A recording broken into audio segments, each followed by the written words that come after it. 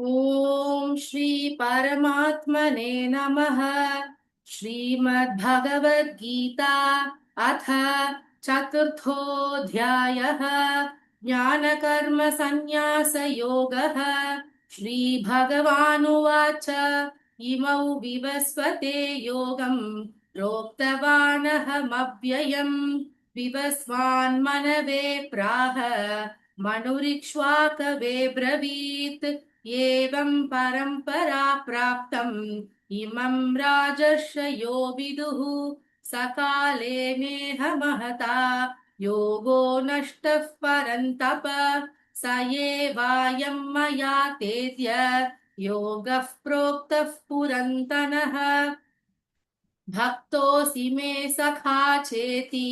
रहस्यं ह्येतदुत्तमम्। अर्जुन उवाच अपरं भवतो जन्म परं जन्म विवस्वतः कथमेतद्विजानीयाम् त्वमादौ प्रोक्तवानिति। श्रीभगवानुवाच बहूनि मे व्यतीतानि जन्मानि तव चार्जुन तान्यहौ वेद सर्वाणि न त्ववेत्थ परन्तप अजोऽपि सन्नौ ययात्मा भूतानामीश्वरोऽपि सन् प्रकृतिं स्वामधिष्ठाय सम्भवाम्यात्ममायया यदा यदा हि धर्मस्य ग्लानिर्भवति भारत अभ्युत्थानमधर्मस्य तदात्मानं सृजाम्यहम् परित्राणाय साधूनां विनाशाय च दुष्कृतां धर्म संस्थापनार्थाय सम्भवामि युगे युगे जन्म कर्म च मे दिव्यम् एवय्यो वेति तत्त्वतः त्यक्त्वा देहं पुनर्जन्म नैति मामेति सोऽर्जुन वीतरागभयक्रोधाः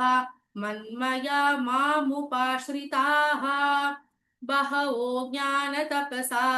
पूता मद्भावमागताः ये यथा मां प्रपद्यन्ते तांस्तथैव भजाम्यहम् मम वर्त्मानुवर्तन्ते मनुष्याः पार्थ सर्वशः काङ्क्षन्तः कर्मणां सिद्धिं यजन्त इह देवताः क्षिप्रं हि मानुषे लोके सिद्धिर्भवति कर्मजा चातुर्वर्ण्यं मया सृष्टं गुणकर्म विभागशः तस्य कर्तारमपि मां विद्य कर्तारमव्ययम् न मां कर्माणि लिम्पन्ति न मे कर्मफले स्पृहा इति मायोऽभिजानाति कर्मभिर्न स बध्यते एवं ज्ञात्वा कृतं कर्म पूर्वैरपि मुमुक्षुभिः कुरु कर्मैव तस्मात् त्वं पूर्वैः पूर्वतरं कृतं किं कर्म किमकर्मेति कवयोऽप्यत्र मोहिताः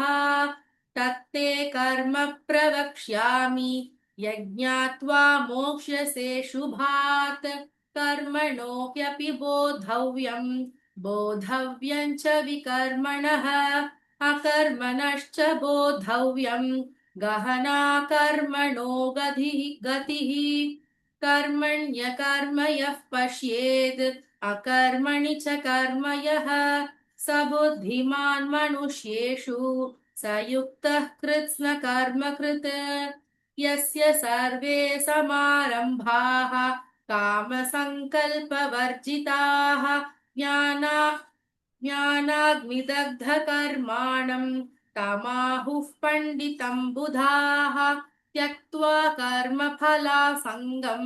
नित्यतृप्तो निराश्रयः कर्मण्यभिप्रवृत्तोऽपि नैव किञ्चित् करोति सः निराशीर्यत चित्तात्मा त्यक्तसर्वपरिग्रहः शारीरं केवलं कर्म कुर्वन्नाप्नोति किल्बिषम् यदृच्छालाभसन्तुष्टः द्वन्द्वातीतो विमत्सरः समसिद्धावसिद्धौ च कृत्वापि न निबध्यते गदसङ्गस्य मुक्तस्य ज्ञानावस्थितचेतसः यज्ञायाचरतः कर्म समग्रं प्रविलीयते ब्रह्मार्पणं ब्रह्महविः ब्रह्माग्नौ ब्रह्मणाहुतम् ब्रह्मैव तेन गन्तव्यम् ब्रह्मकर्म समाधिना दैवमेवापरे यज्ञम् योगिनः पर्युपासते ब्रह्माज्ञावपरे युञ्ज यज्ञम् यज्ञेनैवोपजुह्वति श्रोत्रादीनीन्द्रियाण्यन्ये संयमाग्निषु जुह्वति शब्दादीन् विषयानन्ये इन्द्रियाग्निषु जुह्वति सर्वाणीन्द्रियकर्माणि प्राणकर्माणि चापरे आत्मसंयमयोगाग्नौ जुह्वति ज्ञानदीपिते द्रव्ययज्ञास्तपो यज्ञाः योगयज्ञास्तथा परे स्वाध्यायज्ञानयज्ञाश्च यतयः संशितव्रताः अपाने जुह्वति प्राणं प्राणोपानं तथा परे प्राणापानगतिरुद्ध्वा प्राणायामपरायणाः अपरे नियताहाराः प्राणान् प्राणेषु जुह्वति सर्वेऽप्येते यज्ञविदः यज्ञक्षपितकल्मषः यज्ञशिष्टामृतभुजः यान्ति ब्रह्म सनातनम् नायल्लोकोऽस्य यज्ञस्य कुतोऽन्यः कुरु सत्तम एवं बहुविधा यज्ञाः वितता ब्रह्मणो मुखे कर्मजान् विद्धितान् सर्वान् एवं ज्ञात्वा विमोक्ष्यसे श्रेयान् द्रव्यमयाद्यज्ञात् ज्ञानयज्ञः परन्तप सर्वं कर्माखिलं पार्थ ज्ञाने परिसमाप्यते तद्विद्धि प्रणिपातेन परिप्रश्नेन सेवया उपदेक्ष्यन्ति ते ज्ञानम् ज्ञानिनस्तत्त्वदर्शनः यज्ञात्वा न पुनर्मोहम् एवैयास्यसि पाण्डव येन भूतान्यशेषेण द्रक्ष्यस्यात्मन्यथो मयि अपि चेदसि पापेभ्यः सर्वेभ्यः पापकृत्तमः सर्वं ज्ञानप्लवेनैव वृजिनं सन्तरिष्यसि यथैधांसि समिद्धोऽग्निः भस्मसात् कुरुतेऽर्जुन ज्ञानाग्निः सर्वकर्माणि भस्मसात् कुरुते तथा न हि ज्ञानेन सदृशम् पवित्रमिह विद्यते तत्स्वयै योगसंसिद्धः कालेनात्मनि विन्दति श्रद्धावान् लभते ज्ञानम् तत्परः संयतेन्द्रियः ज्ञानं लब्ध्वा परां शान्तिम् अचिरेणाधिगच्छति अज्ञश्चाश्रद्धधानश्च संशयात्मा विनश्यति नायल्लोकोऽस्ति न परः न सुखं संशयात्मनः योगसन्न्यस्तकर्माणं ज्ञानसञ्छिन्न संशयम् आत्मवन्तन्न कर्माणि निबध्नन्ति धनञ्जय तस्मादज्ञानसम्भूतं हृत्स्थं ज्ञानासीनात्मनः छित्त्वैनं संशययोगम् आतिष्ठोतिष्ठ भारत ॐ तत्सदिति श्रीमद्भगवद्गीतासु उपनिषत्सु ब्रह्मविद्याया योगशास्त्रे श्रीकृष्णार्जुनसंवादे ज्ञानकर्मसन्न्यासयोगो नाम चतुर्थोऽध्यायः। ॐ श्री परमात्मने नमः। अथ पञ्चमोऽध्यायः। कर्मसन्न्यासयोगः। अर्जुन उवाच सन्न्यासं कर्मणां कृष्ण पुनर्योगं च शंससि यच्छ्रेययेतयोरेकं तन्मे ब्रूहि सुनिश्चितम्। श्रीभगवानुवाच सन्न्यासः कर्मयोगश्च निःश्रेयसकरावुभौ तयोस्तु कर्मसन्न्यासात् कर्मयोगो विशिष्यते। ज्ञेयः स नित्यसन्न्यासी यो न द्वेष्टि न काङ्क्षति निर्द्वन्द्वो हि महाबाहो सुखं बन्धात् प्रमुच्यते। साङ्ख्ययोगौ पृथक् बालाः प्रवदन्ति न पण्डिताः एकमप्यास्थितः सम्यक् उभयोर्विन्दते फलम् यत् साङ्ख्यैः प्राप्यते स्थानं तद्योगैरपि गम्यते एकं साङ्ख्यं च योगं च यः पश्यति स पश्यति सन्न्यासस्तु महाबाहो दुःखमाप्तुमयोगतः योगयुक्तो मुनिर्ब्रह्म न चिरेणाधिगच्छति योगयुक्तो विशुद्धात्मा विजितात्मा जितेन्द्रियः सर्वभूतात्मभूतात्मा कुर्वन्नपि न लिप्यते नैव किञ्चित् करोमीति युक्तो मन्येत तत्त्ववित् पश्यन् शृण्वन् स्पृशन् जिघ्रन् अश्नन् गच्छन् स्वपन् श्वसन् प्रलपन् विसृजन् गृह्णन् उन्मिषन् निमिषन्नपि इन्द्रियाणीन्द्रियार्थेषु वर्तन्त इति धारयन् ब्रह्मण्याधाय कर्माणि सङ्गं त्यक्त्वा करोति यः लिप्यते न स पापेन पद्मपत्रमिवाम्भसा कायेन मनसा बुद्ध्या केवलैरिन्द्रियैरपि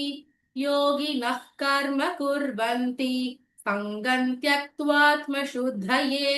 युक्तः कर्मफलं त्यक्त्वा शान्तिमाप्नोति नैष्ठिकीम् अयुक्तः कामकारेण फले सक्तो निबध्यते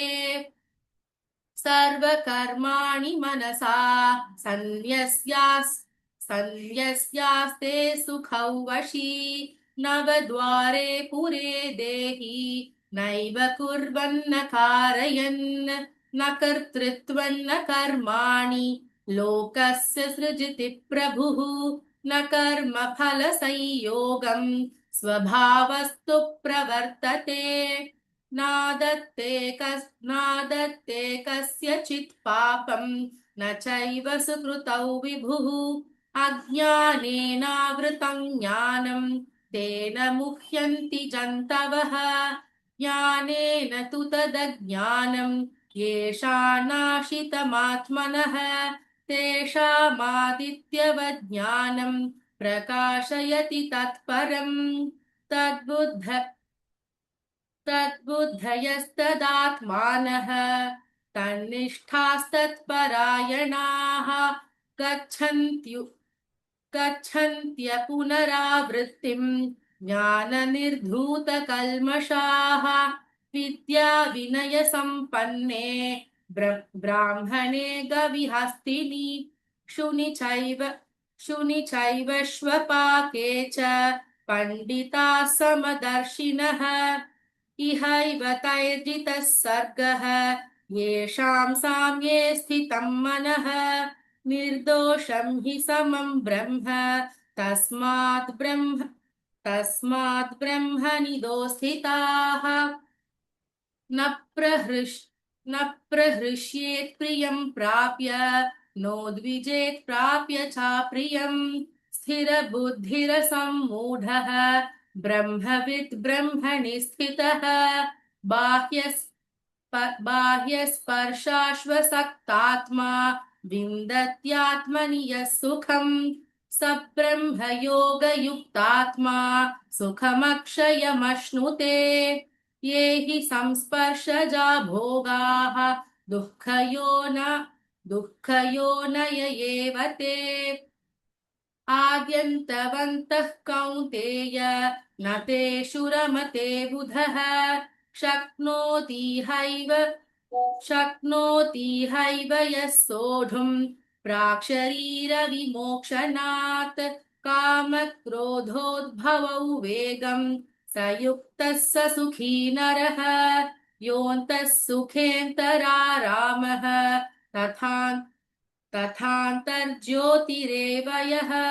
स योगी ब्रह्मनिर्वाणम् ब्रह्मभूतोऽधिगच्छति लभन्ते ब्रह्मनिर्वाणम् ऋषयः क्षीणकल्मषाः छिन्नद्वैधायतात्मानः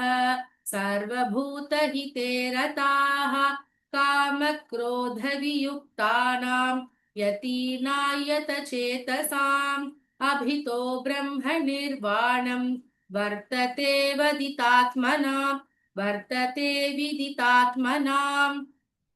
स्पर्शान् कृत्वा बहिर्बाह्यान् चक्षुश्चैवान्तरे भ्रुवोः प्राणापानौ समौ कृत्वा नासाभ्यन्तरचासिनौ यतेन्द्रियमनो बुद्धिः मुनिर्मोक्षपरायणः विगतेच्छाभयक्रोधः यः सदा मुक्त एव सः भोक्तारयज्ञतपसाम् सर्वलोकमहेश्वरम् सुहृदम् सर्वभूतानाम् ज्ञात्वा माम् शान्तिमृच्छति ॐ तत्सदिति श्रीमद्भगवद्गीतासु उपनिषत्सु ब्रह्मविद्यायां योगशास्त्रे श्रीकृष्णार्जुनसंवादे कर्मसन्न्यासयोगो नाम पञ्चमोऽध्यायः। ॐ श्रीपरमात्मने नमः। अथ षष्ठोऽध्यायः आत्मसंयमयोगः। श्रीभगवानुवाच अनाश्रितः कर्मफलम् कार्यं कर्म करोति यः स सन्न्यासी च योगी च न निरग्निर्न चाक्रियः यं सन्न्यासमिति प्राहुः योगन्तौ विद्धि पाण्डव न ह्यसन्न्यस्तसङ्कल्पः योगी भवति कश्चन आरुरुक्षोर्मुनेर्योगम् कर्म कारणमुच्यते योगारूढस्य तस्यैव शमः कारणमुच्यते यदा हिनेन्द्रियार्थेषु न कर्मस्वनुषज्जते सर्वसङ्कल्पसन्न्यासी योगारूढस्तदोच्यते उद्धरेदात्मनात्मानम् नात्मानमवसादयेत् आत्मैव ह्यात्मनो बन्धुः आत्मैव रिपुरात्मनः बन्धुरात्मात्मनस्तस्य येनात्मैवात्मना जितः अनात्मनस्तु शत्रुत्वे वर्तेतात्मैव शत्रुवत् जितान्मनः प्रशान्तस्य परमात्मा समाहितः शीतोष्णसुखदुःखेषु तथा मानापमानयोः ज्ञानविज्ञानतृप्तात्मा कूटस्थो विजितेन्द्रियः युक्त इत्युच्यते योगी समलोष्टाश्मकाञ्चनः सुहृन्मित्रार्युदासीन मध्यस्थद्वेष्य बन्धुषु साधुष्वपि च पापेषु समबुद्धिर्विशिष्यते योगी युञ्जीत सततम् आत्मानं रहसि स्थितः एकाकीयत चित्तात्मा निराशीरपरिग्रहः शुचौ देशे प्रतिष्ठाप्य स्थिरमासनमात्मनः नात्युच्छ्रितं नातिनीचं चैलाजिनकुशोत्तरम् तत्रैकाग्रं मनः कृत्वा यतचित्तेन्द्रियक्रियः उपविश्यासने युञ्जात् योगमात्मविशुद्धये समङ्काय शिरो ग्रीवं धारयन्नचलं स्थिरः सम्प्रेक्ष्य नासिकाग्रं स्वं दिशश्चानवलोकयन् प्रशान्तात्मा विगतभीः ब्रह्मचारिव्रते स्थितः मनः संयम्य मच्चित्तः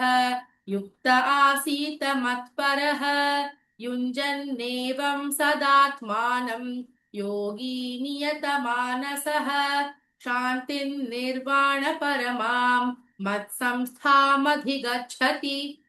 नात्यश्नतस्तु योगोऽस्ति न चैकान्तमनश्नतः न चाति स्वप्नशीलस्य जाग्रतो नैव चार्जुन युक्ताहारविहारस्य युक्तचेष्टस्य कर्मसु युक्तस्वप्नावबोधस्य योगो भवति दुःखः यदा विनियतं चित्तम् आत्मन्येवावतिष्ठते निःस्पृहः सर्वकामेभ्यः युक्त इत्युच्यते तदा यथा दीपो निवातस्तः नेङ्गते सोपमा स्मृता योगिनो यतचित्तस्य युञ्जतो योगमात्मनः यत्रो परमते चित्तम् निरुद्धै योगसेवया यत्र चैवात्मनात्मानं पश्यन्नात्मनि तुष्यति सुखमात्यन्तिकै यत्तत् बुद्धिग्राह्यमतीन्द्रियं तेति यत्र न चैवायं स्थितश्चलति तत्त्वतः यल्लब्ध्वा चापरल्लाभं मन्यते नाधिकं ततः यस्मिन् स्थितो न दुःखेन गुरुणापि विचाल्यते तौ विद्याद् दुःखसंयोगवियोगयोगसंज्ञितम् स निश्चयेन योक्तव्यः योगो निर्विण्णचेतसा सङ्कल्पप्रभवान् कामान् त्यक्त्वा सर्वान् शेषतः मनसैवेन्द्रियग्रामं विनियम्य समन्ततः शनैः शनैरुपरमेत् बुद्ध्या धृति गृहीतया आत्मसंस्थं मनः कृत्वा न किञ्चिदपि चिन्तयेत् यतो यतो निश्चरति मनश्चञ्चलमस्थिरं ततस्ततो नियम्यैतत् आत्मन्येव वशन्नयेत् प्रशान्तमनसं ह्येनं योगिनं सुखमुत्तमम् उपैति शान्तरजसं ब्रह्मभूतमकल्मषम् युञ्जन्नेवं सदात्मानं योगी विगतकल्मषः सुखेन ब्रह्म संस्पर्शम् अत्यन्तं सुखमश्नुते सर्वभूतस्थमात्मानं सर्वभूतानि चात्मनि ईक्षते योगयुक्तात्मा सर्वत्र समदर्शनः यो मां पश्यति सर्वत्र सर्वं च मयि पश्यति तस्याहं न प्रणश्यामि स च मे न प्रणश्यति सर्वभूतस्थितै यो मां भजत्येकत्वमास्थितः सर्वथा वर्तमानोऽपि स योगी मयि वर्तते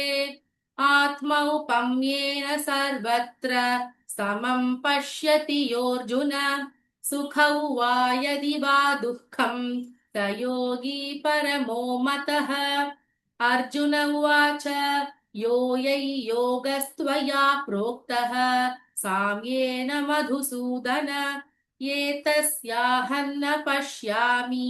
चञ्चलत्वात् स्थितिं स्थिराम् चञ्चलं हि मनः कृष्ण प्रमाधिबलवदृढम्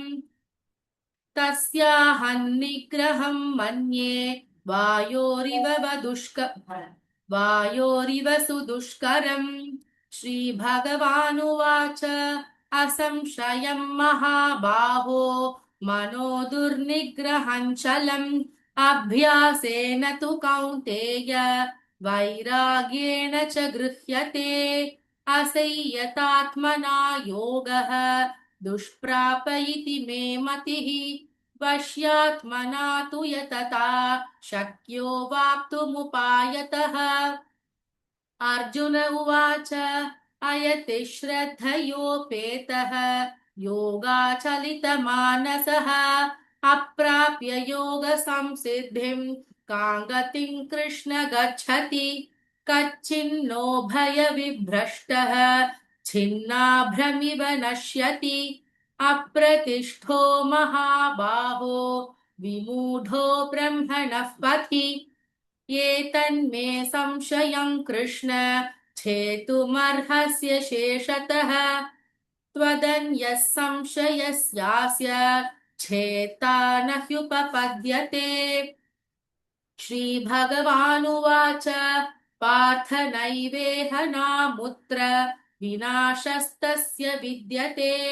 न हि कल्याणकृत् कश्चित् दुर्ग दुर्गतिं तात गच्छति प्राप्य पुण्यकृताल्लोकान् उषित्वा शाश्वती समाः शुचीनां श्रीमताङ्गेः योगभ्रष्टोऽभिजायते अथवा योगिनामेव कुले भवति धीमताम् एतद्धि दुर्लभतरम् लोके जन्म यदीदृशम् तत्र तं बुद्धिसंयोगम् लभते पौर्वदेहिकम् यतते च ततो भूयः संसिद्धौ कुरु नन्दन पूर्वाभ्यासेन तेनैव क्रियते ह्यवशोऽपि सः जिज्ञासुरपि योगस्य शब्दब्रह्माति वर्तते प्रयत्नात्यतमानस्तु योगी संशुद्ध किल्बिषः अनेकजन्म संसिद्धः ततो याति परां गतिम् तपस्विभ्योऽधिको योगी ज्ञानिभ्योऽपि मतोऽधिकः कर्मिभ्यश्चाधिको योगी तस्माद्योगी भवार्जुन योगिनामपि सर्वेषां मद्गतेनान्तरात्मना श्रद्धावान् भजते यो मां समे युक्ततमो मतः ॐ तत्सदिति श्रीमद्भगवद्गीतासु उपनिषत्सु ब्रह्मविद्याया योगशास्त्रे श्रीकृष्णार्जुनसंवादे आत्मसंयमयोगो नाम षष्ठोऽध्यायः। ॐ श्रीकृष्णार्पणमस्तु।